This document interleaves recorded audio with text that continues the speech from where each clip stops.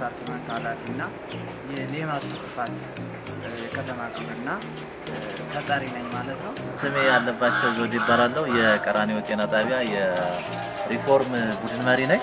ከጤና ስራዎች ጎን ለጎን ይሄ የሌማት ትሩፋት ፕሮግራሞችንም እንደ ፓኬጅ እየሰራን እንገኛለን። እንደ ሀገርም ጠቅላይ ሚኒስትራችን ጀምሮ አጠቃላይ ሀገራዊ ንቅናቄ የሌማት ትሩፋት ላይ እንድንሰራ ሀገራዊ ንቅናቄ በነበረው መሰረት እኛም እንዳንድ ተልዕኮ ወስደ ነው።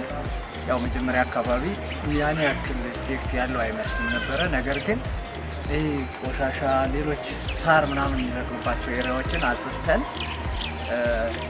በማኔጅመንት ተነጋግረንበት ተወያይተን በዲፓርትመንት ተከፋፍለን ያው የተለያዩ ዲፓርትመንቶች አሉ በተቋማችን ወደ 8 እና እዛ በላይ የአስተዳደር ሰራተኞችን ጨምሮ ከነሱ ጋር ሆነን ለእያንዳንዱ ይሄ እንደሚታየው የአስተኝቶ ሕክምና አለ፣ የእናቶችና ህጻናት አለ፣ የሰው ኃይል አለ፣ ፋርማሲ፣ ድንገተኛ እና የጤና ኤክስቴንሽኖችን በተመሳሳይ በዛኛው ኤሪያ ላይ አለ።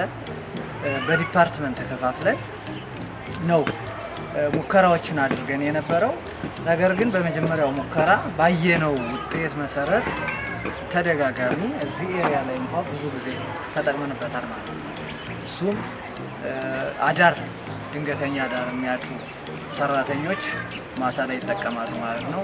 እንደዚሁም የጽዳት ሰራተኞች፣ የጥበቃ ሰራተኞችም በተመሳሳይ ኢቭን ወደ ቤታቸው ይዘውት የሚሄዱ አትክልቶችን እንኳን ማዝመር ችለናል ማለት ነው። የከተማ ግብርና እንግዲህ በመንግስት ደረጃ ኢኒሼቲቭ ሆኖ ከ2 ከ3 ዓመት ወዲህ በደንብ እየተሰራበት ያለ ነው፣ በተለይ በጠቅላይ ሚኒስትር እየተመራ። ስለዚህ እኛም ደግሞ ካሉን ከወረዳችን ጋር በመሆን የከተማ ግብርናን ከመደበኛ ስራችን በተጨማሪ ራሳችንን ተጠቃሚ የሚያደርጉ ስራዎች ላይ በደንብ እየሰራን ነው። ይህ የምታዩት እንግዲህ የኛ የወረዳ 8 የቀራኒዮ ጤና ጣቢያ የሌማት ትሩፋት ነው።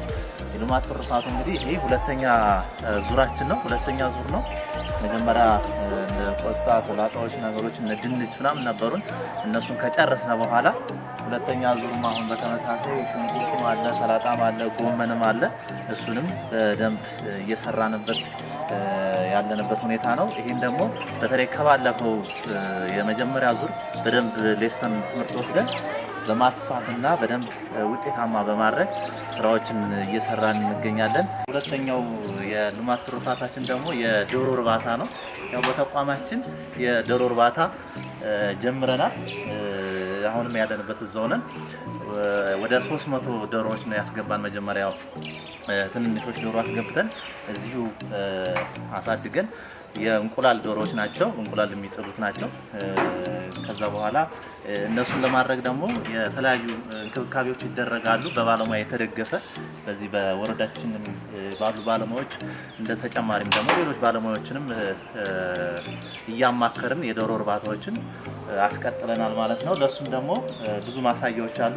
በተባልነው መሰረት ባለሙያ ባለን መሰረት የሚያስፈልገውን እንክብካቤ በተለይ ክትባት ሁሉ ጥርስ ማስቆረጥ ሁሉ ባለሙያ በሚሰጥን አቅጣጫ መሰረት ዶሮዎችን ስንንከባከብ ቆይተናል። እነሱም ደግሞ ወደ ውጤት በተለይ 4 ወር ከ10 ቀን በኋላ ያው እንደሚጥሉ ባለሙያ ነግሮን በተባለው ሰዓት በተባለው ጊዜ መጣል ጀመሩ። ኦልሞስት 300 ዶሮዎችን ወደ ፕሮዳክቲቭ ወደ ውጤታማ እንዲሆኑ አድርገናል ማለት ነው። ምሳሌም ደግሞ ማሳያም ደግሞ አለ ማለት ነው። ለዚህ ለመስራት ደግሞ የራሱ የሆነ ባለሙያ ቀጥረን ባለሙያ መድበን እሱን ለማሰራት ሞክረናል ማለት ነው። እየሰራንም እንገኛለን።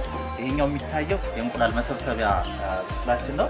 እንቁላሎች ከዋና ዶሮ እንትኑ ጋር አውጥተን እዚህ ጋር ይሰበሰባል ማለት ነው። ቀጣይ ያለ ክፍላችን ደግሞ የዶሮዎች መኖ ማስቀመጫ ነው። 300 ዶሮ ነው ለመጀመሪያ ገዝተን የጀመርነው። 300 ዶሮዎች እንግዲህ ኦልሞስት ወደ ብዙ ጊዜያቸው ነው። በአመት ከምናምን 1 አመት እየሞላቸው ነው። እንግዲህ ዶሮዎችን ስናይ የሞተብን ዶሮ እስካሁን 1 ዶሮ ብቻ ነው። እሱም ያው ተደራርበው ተጭነዋል እንጂ በታሙ የሞተ ዶሮ የለንም። ምክንያቱም የተለያየ ቫይታሚኖችን፣ ኢግ ስቲሙላንቶችን ዲዋር እናደርጋቸዋለን፣ አንቲባዮቲክሶችን እንሰጣቸዋለን ለዶሮዎች ማለት ነው። በዚህ ምክንያት ዶሮ የሞተብን የለም ማለት ይቻላል። በዚህ ልክ አንድ ዶሮ ማለት በጣም ስለሆነ ከዛ ውጭ ዶሮዎች ከ300 ዶሮዎች 280 290 270 እንደዚህ ይጥላሉ። በጣም አሪፍ ውጤት እያመጣንበት ነው ያለ ነው። ይህን እንቁላል ደግሞ እየሰበሰብን ለሰራተኞቻችን እንዲሁም ለአባላት በቅናሽ ውጭ ላይ ከሚሸጠው የ2 ብር እና የ3 ብር ልዩነት እያደረግን ለሰራተኛው ያለ ነው እየተጠቀመ ነው ያለው። ሰራተኛው በደንብ ደስተኛ ነው። ከዚሁ ወደ ቤቱ ሲሄድ እዚሁ ነው ይዞ የሚሄደው ማለት ነው። እንዲሁም በተመሳሳይ ከኛም አልፎ ከሰራተኛው ከ200 ምናምን ሰራተኛ ነው ያለው 230 አካባቢ። ከዚህም አልፎ እዚህ አካባቢያችን ያሉ ማህበረሰቦች እናቶችም እየመጡ እየገዙ ይሄዳሉ ማለት ነው በቅናሽ።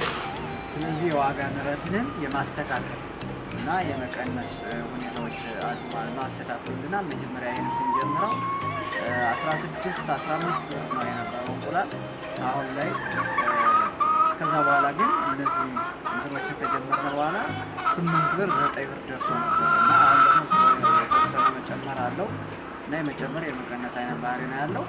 ዞሮ ዞሮ ግን አላግባብ የሆነ የዋጋ ንረትን ግን የመቀነስ ሁኔታዎች አሳይቷል ማለት ነው።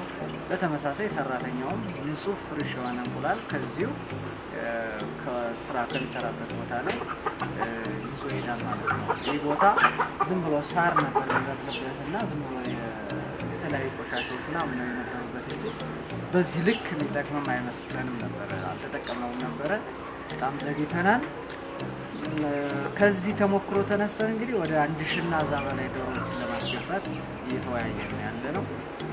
እሱም በቅርብ የምንጀምር ነው የሚሆነው። ሌላው ከእነዚህ ዶሮዎች ምን ተጠቅመናል ካላችሁ የሰቆጣ ዲክላሬሽን እኛ ወረዳ እየተተገበረ ነው እና እናቶችን ለዲሞንስትሬሽን ሲመጡ ከዚህ ከእንቁላልን እኛ ከትንሽ ኤሪያ ላይ ከትንሽ ግቢያቸው ላይ ከራሳቸው ግቢ ላይ እንደዚህ ውጤታማ እንደሚሆኑ እናስተምራለን። ሁለተኛ እንቁላልን ለልጆቻቸው ዲሞንስትሬት ስናደርግ ከዚህ ነው የምንጠቀመው ማለት ነው። እንዲሁም የጓሮ አትክልት ስንጠቀሙ ማለት ነው። በጣም ውጤታማ የሆነበት ስራ ነው እንጂ በጣም ደስተኞች ነን። ሰቆጣ ዲክላሬሽን በወረዳችን ላይ እንደ ፓሌት ነው እየተሰራ ነው ያለው። እሱም ደግሞ እናቶች በተለይ እነዚህ ወደ መቀንጨርና የመቀንጨር ያጋጠማቸውን ህፃናት እናቶችን አምጥተን እነዚህ ምርጥ ተሞክሮ በማስፋት ስራዎችን እየሰራን ነው ማለት ነው። ያን ነገር ደግሞ ቤታቸው ላይ በደንብ እንዲያሰፉ ያን ኢኒሼቲቭ ደግሞ በደንብ ተግባራዊ እንዲሆን የሰቆጣ ዲክላሬሽን በጤና ሚኒስቴር የሚመራው እኛ ጋር እንደ ፓይለት ስለሆነ እሱም ደግሞ ከዚህ ጋር ከከተማ ግብርናው ጋር በማያያዝ እየሰራን እንገኛለን ማለት ነው። በተለይ የተቋሙ ማኔጅመንት ለከተማ ግብርና በደንብ ትኩረት በመስጠት በየተግባር ሌሎችን ተግባር በሚገመግምበት ሰዓት ደግሞ አብሮ እየገመገመ በደንብ አሳይን ተደርጎ የሚመለከተው አካል ደግሞ የከተማ ግብርና አስተባባሪ ብለን የመደብነው አካል አለ። እሱም ደግሞ በደንብ ፎሎ እያደረገ የሚመጡ እንትኖችንም ደግሞ በተለይ እነዚህ ከአትክልቶቹ ጋር የሚመጡ የተለያዩ በሽታ ነገሮች ሊኖሩ ስለሚችሉ ከወረዳ ባለሙያዎች ጋር በማማከር ምክሮችን እያመጣ እዚህ ተግባራዊ እያደረግን በጣም ውጤታማ ስራዎችን እየሰራ ነው። ለዚህም ደግሞ እንደ ማሳያ